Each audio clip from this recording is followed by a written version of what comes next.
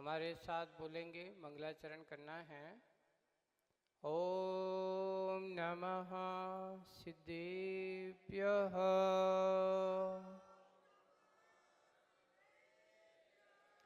ओम नमः सिद्धेभ्यः।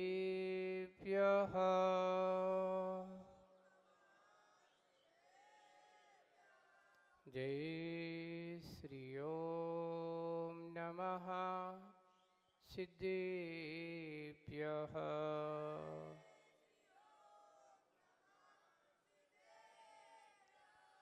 नमो अरिहन्ताणम्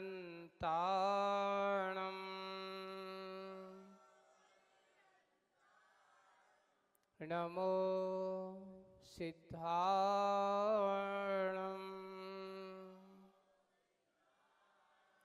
नमो आर्यरीयाणम्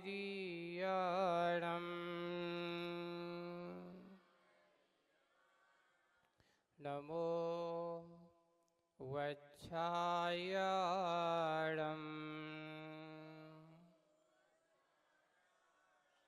नमो लोये सव्यसाहूणम्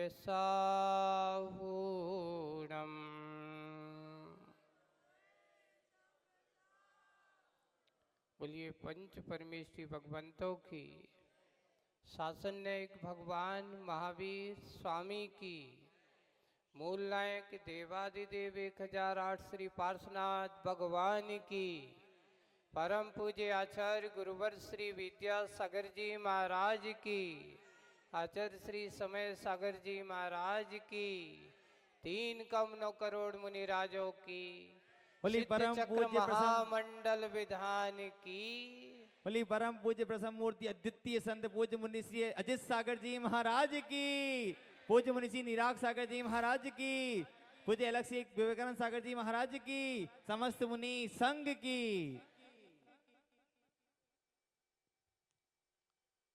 भक्ति का माहौल बनता है। भक्त का मन अगर भक्ति से भरा हो तो आनंद विभोर हो जाता है। जैसे कि आपको एक उदाहरण दें, आषाढ़ मास जैसे ही आता है, आकाश में बादल उमड़ने लगते हैं तो धरती पर मयूर के पांव थिरकने लगते हैं।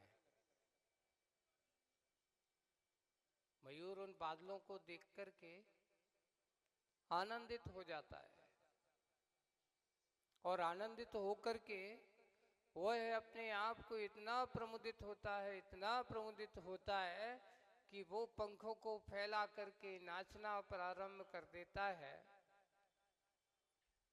उसका आनंद शब्दों में कहा नहीं जा सकता। ऐसे ही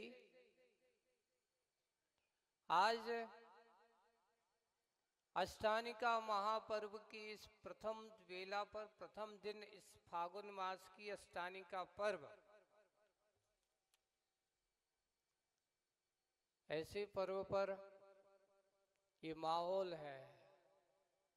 और बंधुओं, भक्ति करने वाला,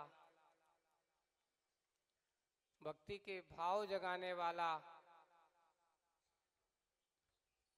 जो होते हैं, वे माहौल देखते ही अपना मन भक्ति के उस रस में डुबो लेते हैं। ये बताओ कि दुनिया में सबसे अच्छा और सबसे आनंदप्रद चीज क्या है? तो उन्होंने कहा है, जिसमें आत्मा को शांति का अनुभव हो वही सबसे ज्यादा आनंदप्रद है। अब आप कहोगे महाराज, एक शराबी को तो शराब में आनंद आता है, एक जुआरी को जुआ खेलने में आनंद आता है ना? एक कोई नशा करने वाले को नशा में आनंद आता है, तो वही आनंद है। हाँ, वो भी आनंद है, उसका विषय आनंद है। पर उसको जैसे शराबी के शराब का नशा चढ़ता है, और जब शराब का नशा उसका उतरता, उससे पूछना कि का भाई कैसा लग रहा है, तो ऐसा लगता है जैसे कि सारी तकलीफें उसके ऊपर आ गई हो। क्यों? क्योंकि उस समय वो नशे में चूर था, इसलिए वह मदहोश था। पर एक धर्मात्मा जब धर्म के आनंद में चरम रस पर अपने आप को विभोरित होता है, उस भक्ति के रस में आनंद से डूबता है, परम आनंद की डुबकी लगाता है, तो उसके बारे में कहा गया कि जिस समय वह आनंद की अनुभूति में रहता है, परम आनंद, उसके लिए उसका नाम क्या दिया? परमानंद। जिसके करते समय भी आनंद आता है, जब भी स्मरण करता है तब भी आनंद आता है। आनंद का उसका एक अनोखा ही क्षण हुआ करता है। आज अपन यहां से महज बाहर के आनंद की नहीं, आत्मा के आनंद की बात करने की बात का समय है। सिद्धों की आराधना, बताओ आपके सिद्ध कैसे होते हैं? अरस है, अरूप है, अगंध है, अवंध है, कर्मों के भार से रहित हैं, जिनके पास संसार के रसों से कोई संबंध नहीं है, जिनका रूप रंग कुछ भी नहीं है, जिनके स्वरूप के बारे में चिंतन करते हैं, तो जिन्हें संसार के रूप से कोई लेन देन नहीं है, ऐसे भगवान अपने आत्म स्वरूप में लीन हैं। ऐसे उन भगवंतों की आराधना करना है। सिद्ध परमात्मा, सिद्धत्व की आराधना, और आप यहां पर करने वाले हो, सोचो तो ऐसे समय में आप लोगों को क्या करना चाहिए? थोड़ा सा एक मन में विचार करो। कुछ लोग किसी ना किसी कारण से, किसी ना किसी विकल्प से अपने आप को दूर रख लेते हैं। कौन सा विकल्प है? एक बार अभी कल परसों की बात है, महाराज बच्चों की परीक्षा चल रही है ना? एक आया है उनकी, हाँ बोर्ड परीक्षाएं तो चल रही हैं, अभी 12वीं की 10वीं वालों की परीक्षा चल रही है। तो बच्चों की परीक्षा चल रही कि तुम्हारी परीक्षा चल रही? बोले कि बच्चों की परीक्षा चल रही है। तो तुम्हारा काम क्या है? अरे बच्चों को देखना पड़ता है, उनको स्कूल पहुंचाना पड़ता है, ये बहुत बड़ा काम है। आप ये बताओ, थोड़े से अपने बच्चों को स्वाश्रत होने के कार्य में लगाना चाहिए कि बेटा नहीं, अपना काम स्वयं करो। समझदार, एक गौर करना। एक बार मैंने एक बहुत अच्छा चित्र, एक वीडियो देखा था कि एक बंदर है ना, उसका छोटा सा बच्चा है। उस बंदर ने क्या किया, एक छोटी सी दीवार है और उस बच्चे को नीचे छोड़ दिया और स्वयं जाकर के ऊपर बैठ गया और बैठा है। उससे कह रहा है, हाथ देता है, छलांग लगा। कुछ क्यों? तुझे अपने आप को चढ़ने में स्वाश्रत होना चाहिए। एक बार उसने छलांग लगाई, नहीं पहुंच पाया, दूसरी बार छलांग लगाई, नहीं पहुंच पाया। बंदर भी कहता बेटा तुझे आना तो तुझे ही पड़ेगा।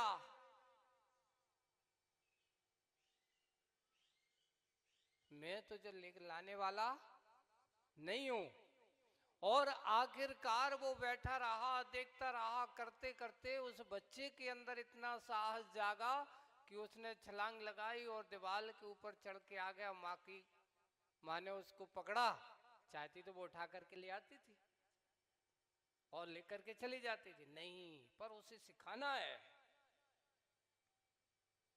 आज हमें अपने बच्चों को पराधीनता की ओर नहीं, स्वाधीनता का पाठ पहले सिखाना चाहिए। आज ये हो रहा है कि माता पिता अपने बच्चों को स्वाधीनता के पाठ ना सिखा करके उनको पराधीन करने की कोशिश ज्यादा करते हैं। बच्चों को संकट से जूझना सिखाओ, सुविधा मत प्रदान करो। आज हम संघर्ष से उनको जीने के तरीके को, उनको थोड़ा सा भी कष्ट होता है, फट से फोन आ जाता है, हम क्या करते हैं? नहीं बेटा एक काम करो, दुविधा है, थोड़ी सी वहां से हट जाओ, मैं आपकी व्यवस्था करवाता हूं। उस समय ये कहना चाहिए कि बेटा एक नीति मिलती है, परदेश में नरेश को भी कलेश होता है। परदेश में नरेश को भी कलेश होता है। कलेश मतलब कष्ट। राजा भी हो, अपने राज्य को छोड़कर के दूसरे, नरेश का अर्थ है राजा, और अपने राज्य को छोड़कर के दूसरे राज्य में जाता है तो वहां पर भी उसको समझौता करना पड़ता है। हर सुविधाएं मिले ऐसा कोई जरूरी नहीं है। इसलिए अपने बच्चों को कहते ना कि घर की सुविधाओं में मत, घर की सुविधाओं से परे भी अपने आप को थोड़ी सी उस सुविधाओं में, असुविधा में सुविधा बनाने की कोशिश करिए। ये स्वाधीन वृत्ति उसके अंदर आती है। हम आने वाले समय पर आज वर्तमान स्थिति में ये हो रहे हैं कि समस्याओं में समझौता करने लगते हैं। पर समझौता कैसा करते हैं? सुविधा के रूप में। आप गौर करना, पहले के बच्चों को भी जब पढ़ते थे महाराज, लाइट भी नहीं होती थी, टेबल कुर्सी की तो बात ही नहीं है। टेबल कुर्सी मिल गई, अरे बैठने के लिए एक दरी मिल जाती थी तो वही काफी होती थी। बिछा करके वे बच्चे बैठते थे। बैठ करके उस समय, वो समय याद करो जब घंटों नीचे बैठे हैं। एक बार तो एक बच्चे के घर पर लाइट नहीं है तो उसकी क्या करें, जाकर के रोड पर चौराहे पे बैठा है और चौराहे पर बैठ करके वहां की स्ट्रीट लाइट में बैठ करके पढ़ाई कर रहा है। पढ़ने वाला बच्चा अगर हो तो अपनी सुविधाओं को देख लेता है, और जो बहानेबाज होता है वो कहता है क्या करे, लाइट ही नहीं है, ऐसा नहीं, बैठने की जगह नहीं है, कहां बैठूं। बहानेबाजों को 17 बहाने होते, पढ़ने वालों का कोई बहाना नहीं होता। इसलिए सबसे पहले आज की एक शिक्षा की बात यह है कि संतान को स्वाधीन बनाओ, पराधीन नहीं।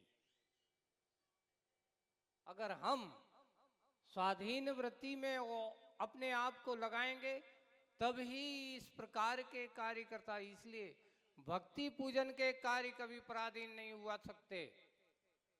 हमारे भगवान बताओ, सिद्ध जितने भी बने हैं पराधीन होकर के बने कि स्वाधीन होकर के बने? हे भगवान, आप तो कहते हैं संसार में हम अनादिकाल से पराधीन जिंदगी जी रहे हैं, मैं आपके चरणों में आए हूँ, कहते हो करो मोह स्वाधीन। क्या कहते हो? आप कहते हो पूजन में करो मोह स्वाधीन। हे भगवान मुझे स्वाधीन करो। भगवान कहते मैं क्या करूंगा, स्वाधीन होना तो तेरे हाथ में।